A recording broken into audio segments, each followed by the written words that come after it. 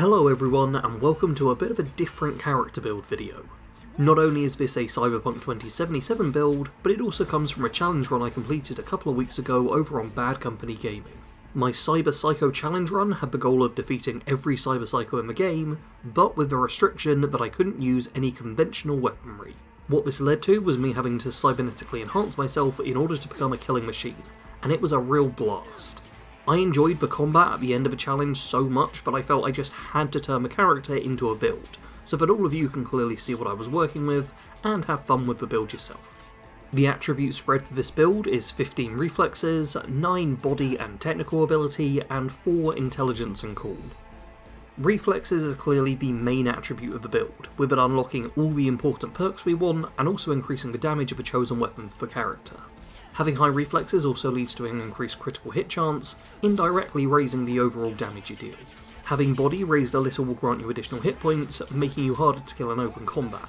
And technical ability also helps with this by raising armour, plus it makes you more compatible with some cyberware.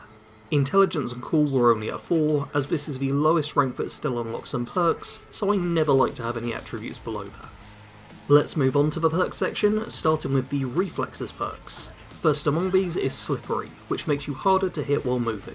The faster you move, the harder a time enemies have with targeting you, and I found most fights have me sprinting about the place, so this should always be active. Moving up from this is the Dash ability. This will allow you to rapidly dodge out the way of attacks, or close the distance faster with your target. And to make sure you can reach your target, the Mad Dash perk doubles the distance you travel when you dash towards an enemy. So far these mobility perks haven't been violent enough, so let's change that with Flash and Thunderclap. This makes it so that strong attacks with blades cause you to leap towards your target, even when you're already in midair. I do wish the leap was a bit more impressive and cinematic, but I take what I can get. Next up is Seeing Double, which increases your damage and stun chance when you counterattack. I'm still not 100% certain I know what a counterattack is in this game, but I think it's when you block a melee attack at the right time and then attack right after. Doing so now lets you dish out a more powerful attack, giving you a little more incentive to block rather than just constantly flail at your opponent. On the right hand side of the perk tree we have Lead and Steel. This is one of the most critical perks of a build, allowing you to block incoming projectiles with your blades. This is super cool and elevates the build to a whole other level, but it's about to get even better. Bullet Deflect is the perk that makes it better. Before you just stopped the bullets from hurting you, now you make it so enemies hurt themselves when they shoot at you. With good timing and accuracy, you can deflect bullets back to the person who shot them, literally making them shoot themselves in the head, which simply does not get old. You know what else doesn't get old? Finisher kills. With the Finisher Blade Runner perk, you unlock a special finishing move you can activate on low health enemies, instantly killing them with a cinematic attack. I have also just now noticed that doing so also restores a quarter of your health bar. The perk was already going to be a must-take one before I realised this, but apparently it's even better than I first thought. Because finishers are so cool, I picked up a few perks to enhance them, starting with Going the Distance. This doubles the range at which you can perform a finisher. Just because an enemy is out of melee range doesn't mean they're out of finisher range. Opportunist makes enemies who are suffering from the stagger, stun, blind and bleeding status effects more susceptible to finishers. Stack enough different status effects on a target and they don't even need to have low health for you to chop them to pieces. And final of the reflex perks is Flash of Steel, granting bonus movement and attack speed after you perform a finisher. This is already a hyper-mobile build, but with this perk it makes it even easier to charge across the battlefield, hacking and slashing your way to victory. The reflexes tree had the most perks by far, but there's still a handful more to cover. Let's now move on to technical ability, where the first perk is All Things Cyber. By getting both ranks, you increase all stat modifiers that cyberware confers, and reduce the cost of installing cyberware in your skeleton and integumentary system. I'm gonna mispronounce that a lot in this video. The only other perk I have in this tree is Driver Update, which gives all your cyberware an additional stat modifier. While these individually are rarely anything too special, normally just a small percentage boost or something, the more cyberware you have, the better this perk will be. I didn't have any perks in the cool tree, so instead we can move on to Intelligence. Optimization boosts RAM recovery rate by 35%. This means you can use Quickhacks more frequently, which while not as exciting as slashing things up with your arm swords, are still an important tool in your arsenal, so the faster you recover RAM the better. The only other perk I picked up in the intelligence tree was Car Hacker. As the name implies, this allows you to hack cars. I didn't actually successfully use this perk at all during the challenge run, but I have used it before, and stealing someone's car and then running them over with it is just so funny. So for a single perk point, I figured why not. Finally, we have the body tree, where the only perk I picked up was Painkiller, unlocking health regen during combat. I'm a real sucker for health regen, and regen during combat is my favourite, so this is often the first perk I pick up in any Cyberpunk playthrough. As this build doesn't use conventional weaponry, cybernetics are of the utmost importance. I had less than 100 cyberware capacity used up on this character, with over 100 points of total armour, and still plenty of slots free for more upgrades in the future.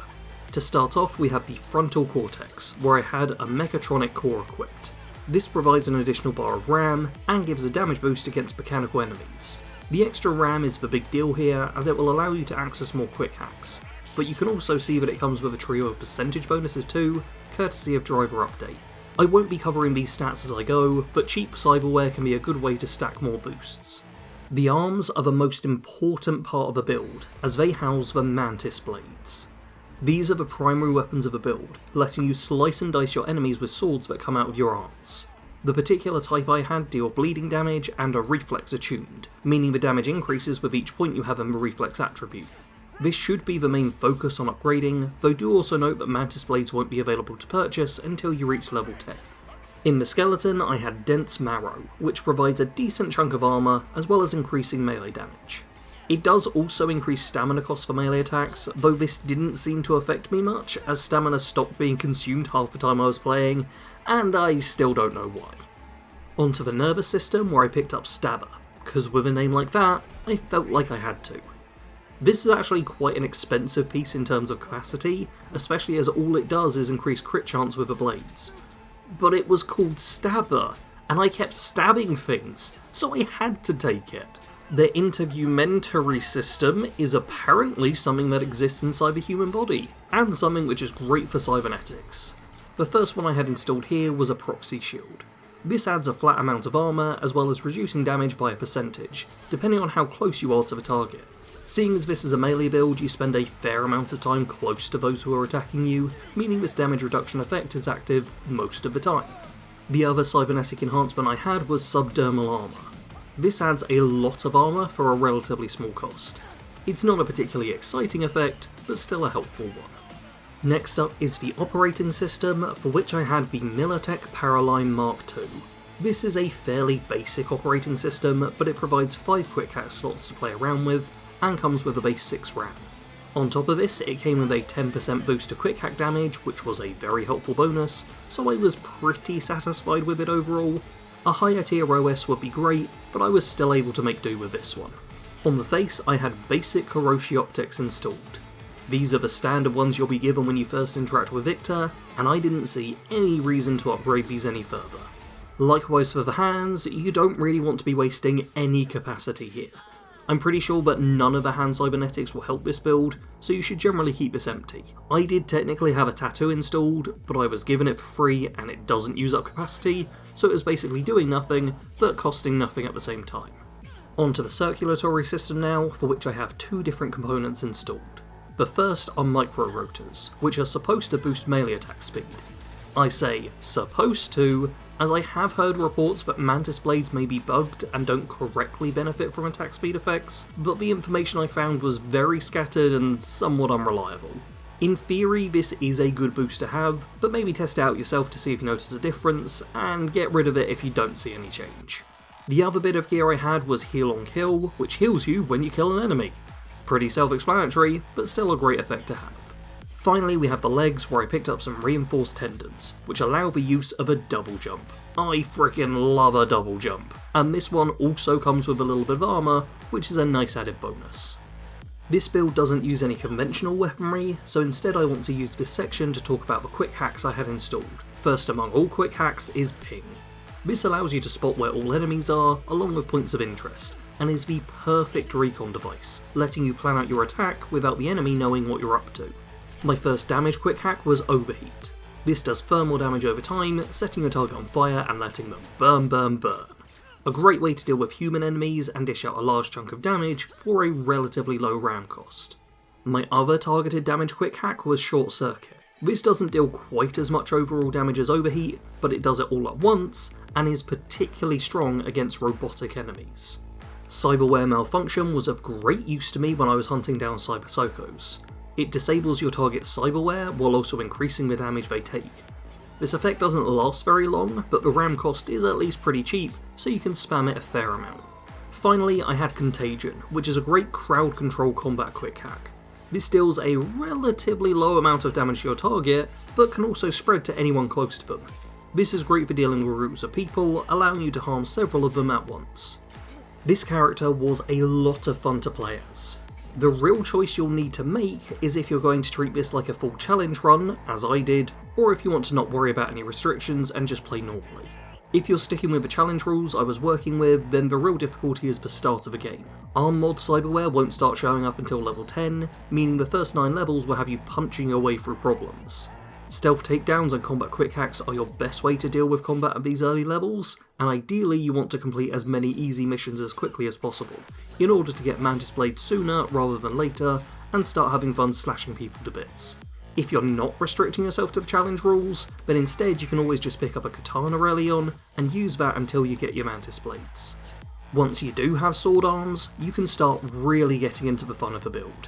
When enemies are shooting at you, block their bullets and send them flying back towards them.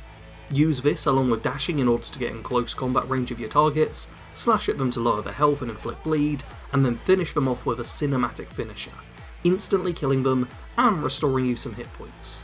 This strategy will get you through the majority of fights in the game with ease. For the odd battle though, this won't work out. Specifically I'm thinking of people in construction suits, which were the main enemy type I struggled with, though things like drones and vehicles could also be a potential hurdle. For these battles, quick hacks will likely be your best friend. This method is a lot slower than the dash and slash combat which makes this build so much fun, but it's also typically a lot safer. If you want to see how I got on with this build, then do check out my Cyber Psycho Challenge Run series over on Bad Company Gaming, where you'll get to see me figure out the playstyle in real time, and even test out some alternate ideas and cyberware. Thank you all for watching this build. Do let me know your thoughts in the comments below, and leave a like if you enjoyed the video. If you want to see more character builds, then subscribe to this channel, and if you want to see more challenge runs, then head on over to Bad Company Gaming and subscribe there. Check out the playlist section for both channels to see what sort of content I've made over the years. I guarantee you there's something there that will pique your interests. Or maybe just click on one of the things on screen now if any of those interest you. As always, thanks for watching. Sarge out.